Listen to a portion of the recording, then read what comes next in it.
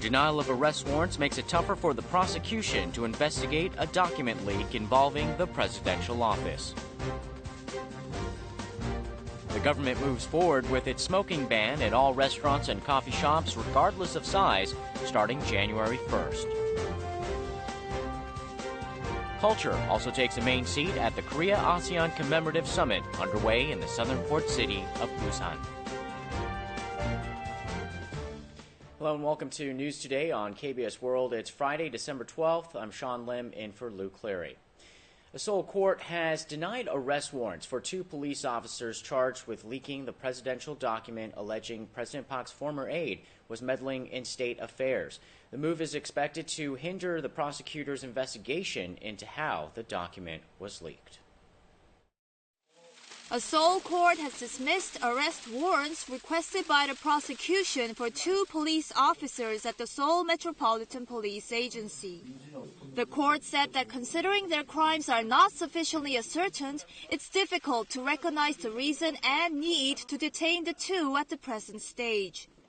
The prosecution made the warrant request on Wednesday, believing that they copied and leaked the document Police Superintendent Park Kwan-cheon took from the presidential office and kept at the police agency's intelligence unit. The court's warrant denial may hinder the prosecution's investigation into how the presidential document was leaked. As for now, prosecutors are expected to again summon former presidential secretary for civil service discipline Cho Eung-chon for questioning as early as next week. Additional investigation has become necessary after the presidential office pinpointed Cho as the mastermind behind the drawing up and leakage of the document. The top office argues a so-called 7-member meeting, including Cho, is involved in the leak scandal. Cho, however, denied the office's claim, saying there's no such meeting. All he did was drink soju with presidential office employees on and off. The prosecution has also questioned the reporter at the Korean daily newspaper Segye Times, who first reported the allegations. Following the discovery of another leak from the Lotte World Tower Aquarium, the government joint inspection team ordered Lotte to carry out a detailed safety check. Adding to the anxiety over public safety, government inspectors found a leak from the ceiling of the basement floor in the same building. Take a look. Around 9:10 p.m. on Thursday, water droplets began to fall from the Jamsil Lotte World Mall's first-floor basement ceiling near the central intersection. Upon discovering the leak, Lotte immediately put up fences near the problem area and mopped up the water.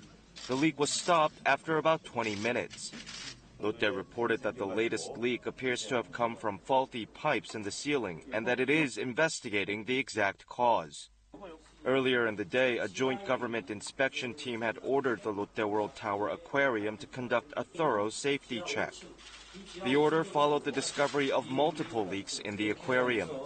상어 터널 하나만 가지고서 한다고 하게 되면은 그렇게 인정할 수도 있겠지만은 다른 부분에서 누수 현상이 발생을 했기 때문에 외국에서 하는 일상적인 그러한 수족관에서의 누수 현상과는 좀 차이가 있지 않느냐. However, the inspection team concluded that there is little likelihood that the water could flood into the electrical substation and cause a major accident. Even if the water overflowed from the aquarium into the substation, flooding would be prevented by 2 sets of double fire doors and water barriers placed in the passageway. The Ministry of Public Safety and Security plans to take follow-up measures if necessary after Lotte releases its detailed safety inspection results. If you're considering a New Year's resolution to quit smoking, here's something that might help. Starting January 1st, smoking will be banned at all restaurants and coffee shops. No more smoking sections, and the grace period for smaller establishments will be over. It's lunchtime at this tea house in Seoul's Yeongdeungpo district, and many customers who've gathered there are smoking cigarettes. The room is filled with smoke.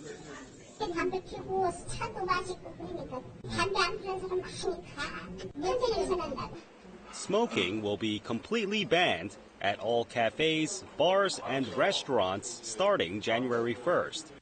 Since 2012, the revised National Health Promotion Act banned smoking at large restaurants, while smaller ones were granted a grace period. But now the time is up, and the ban will be expanded to all of the 750,000 restaurants nationwide, regardless of their size. Some coffee shops that installed separate smoking sections must now take them down. Also, electronic cigarettes will be regulated in the same manner as regular cigarettes. Penalties will be levied if someone is caught taking a puff in a non-smoking area. The smoker will be fined nearly $91, while the restaurant will have to pay over $1,500 for the infraction. Smokers are increasingly losing ground with the roughly $1.80 hike in cigarette prices and the full smoking ban coming into effect next month. There is growing momentum to stop sexual harassment by professors at Korea's top universities, and much of the outrage is coming from the students themselves. One group even called for a professor who resigned to be given his job back so that the investigation could continue. On December 3rd, a math professor surnamed Kang at the prestigious Seoul National University was arrested by prosecutors for sexually harassing several students. Before the uproar died down, yet another SNU professor, this time of the Graduate School of Dentistry, has come under police investigation for trying to kiss a female graduate student. The university remains cautious over the allegation, saying that it will wait for the school's Human Rights Center and the police to conclude their probes. Meanwhile, Korea University students held a press conference on Thursday demanding that the school repeal the resignation of a professor accused of sexual harassment. The students criticized the school for rushing to accept the professor's resignation, thereby stopping the investigation.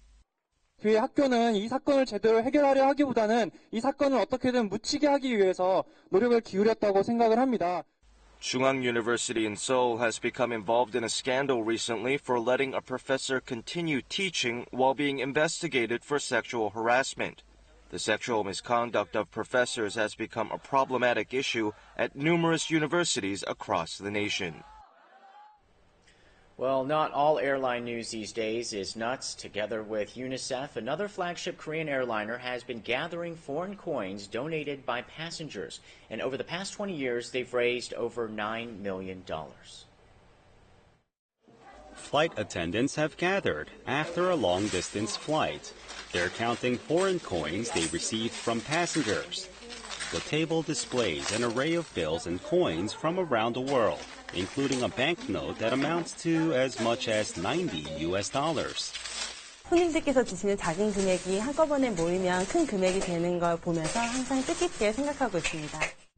Asiana Airlines began the in-flight coin collection in joint efforts with the UN Children's Fund, or UNICEF, 2 decades ago in 1994. About $145,000 were collected in the very first year, but the figure reached $4.5 million in 2010 and topped $9 million this year. One particular passenger donated about $900 in 45 separate occasions since 2007, accumulating a total of over $54,000 in donations. 좀 더 따뜻한 그 문화를 만들어간다고 생각하고 있고 저희들은 계속 그것을 적극적으로 실행할 계획으로 있습니다.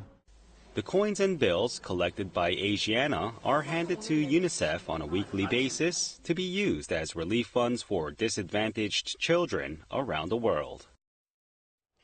There are already countless fans of Korean pop culture in Southeast Asian countries, and to demonstrate the extent of Hallyu fandom in Southeast Asia, a wide range of cultural events are being held in Busan, where the Korea-ASEAN Commemorative Summit is underway. A vivid Myanmar traditional puppet show has grabbed visitors' attention. Students join Malaysian traditional dancers to learn the steps to a lively tune. Mouths water at the sight of unfamiliar yet delicious-looking traditional dishes from Southeast Asia. 굉장히 궁금하고 우리 음식하고 굉장히 다른 것 같았는데 너무 우리 입맛에 맞게 나와서 굉장히 좋아요. 사바이디. 사바이디. 안녕하세요. 안녕하세요. A bus that left Seoul and arrived in Busan on December 3rd is filled with roughly 1,000 messages wishing for peace in Korea and Southeast Asian nations. Officials from ASEAN members visiting Busan for the summit are also impressed by Korean culture.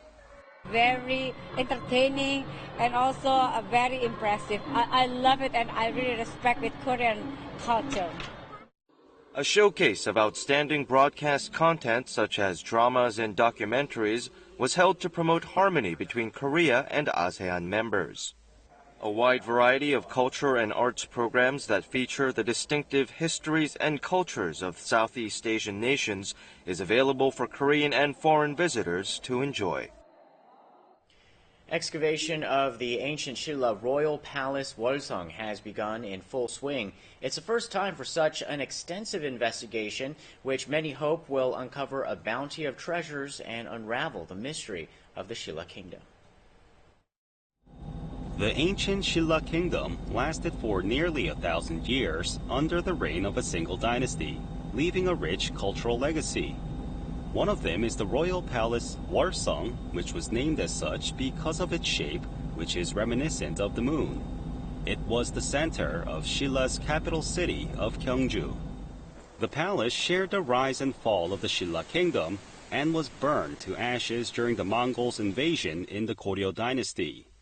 A radar investigation of the stratum of the palace showed that it was full of piles of various structures. The palace may also contain a large collection of priceless cultural relics of the Shilla Kingdom that have never been found before. 건물에 쓰인 자재가 달랐을 거고요. 기와가 달랐을 거고요. 또 기와 문양이라든지 또 재질 부분에서 수준이 상당히 높았을 것으로 보시면 될 것 같습니다. The government's Cultural Heritage Administration has launched an excavation project of the 200,000 square meter palace, with the first stage slated for completion in 2025. Several brief studies were conducted since the end of the Japanese colonial rule, but now the first full-fledged research on the palace will be carried out. The Cultural Heritage Administration will open the site to the public and set up a PR booth for tourists during the excavation process. In today's news from the world of show business, we take a look at the oldest TV show in Korea, which marked its 60th anniversary this year. The innocent voices of children on this TV show have captivated the hearts of many viewers. The children's singing show, Who is Number One, was launched in 1954 to help young children overcome the trauma of the Korean War. The show drew tens of thousands of children. What started as a radio show became a television hit that has remained popular for 6 decades now. Children who appeared on the show decades ago are now grown-ups. Recently, they held a reunion. Singer Yoon Hyung-ju appeared on the show when he was in 2nd grade. He's a professional singer now, but at the time he was nervous to perform in front of a camera. 가사가 틀렸거든. 윤영절이니 다음에 다시 한번 나와주세요. Back then, Who Was Number One was the only show where ordinary kids had a chance to show off their talents. It was like a dream come true for children who were avid singers. World-renowned soprano Soo Mi-jo, musical actress Kim Sun-kyung, and actor Chung Ho-gun all gained recognition after appearing on Who is Number One. In an era when children are more familiar with K-pop than with children's songs, Who is Number One continues to inspire nostalgic memories among adults and teach the preciousness of children's songs to young viewers.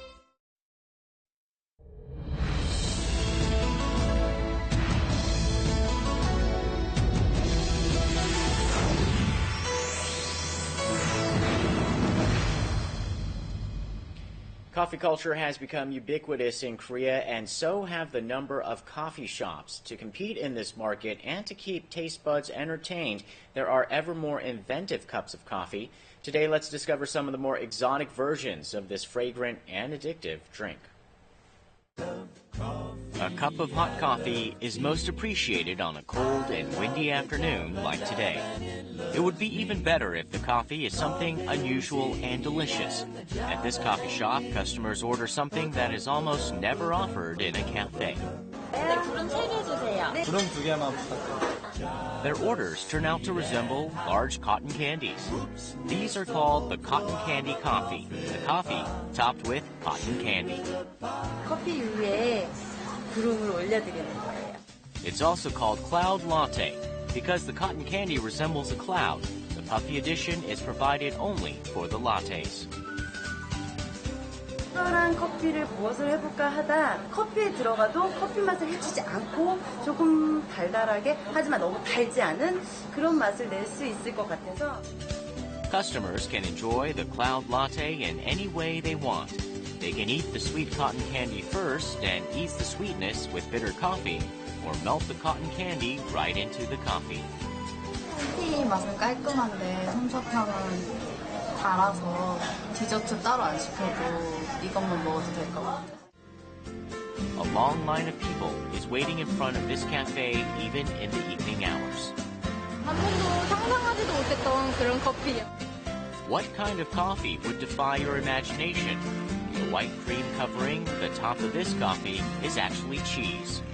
The unusual combination of coffee and cheese is sparking people's curiosity. 단맛이 들어가서 되게 깜짝 놀랐는데 What does he mean that he tasted some saltiness in the coffee? The cheese used in this cafe is not your everyday variety. 라솔트 치즈 커피에 사용되는 소금입니다. The secret ingredient is the rock salt from the Himalayan mountains. The cheese is made with the rock salt that is less salty yet rich in healthy minerals. The cafe owner makes fresh cheese every morning. Salty cream cheese is heaped on the coffee to make the cheese coffee that looks intriguing and very inviting. Don't be mistaken by its name, cheese coffee, to think that it will be too heavy. The cheese and coffee surprisingly go well together. 치즈가 약간 짭짤해서 커피의 쓴 맛도 잘 잡아주고 너무 맛있었어요. Even a cup of coffee has to have a distinct character in addition to great flavor and aroma to succeed in this country overflowing with coffee shops. Try these amazing new offerings.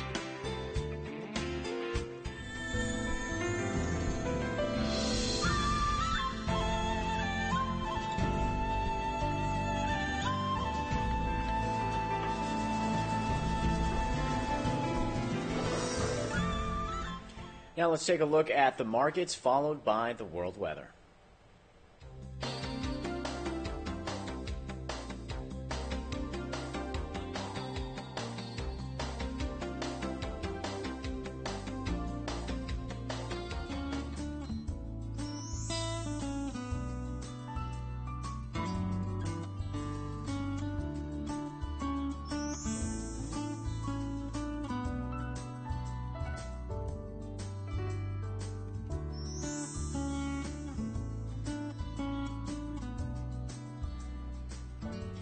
And that's it for this edition of News Today. Thanks for watching, and we'll see you again on Monday. Goodbye.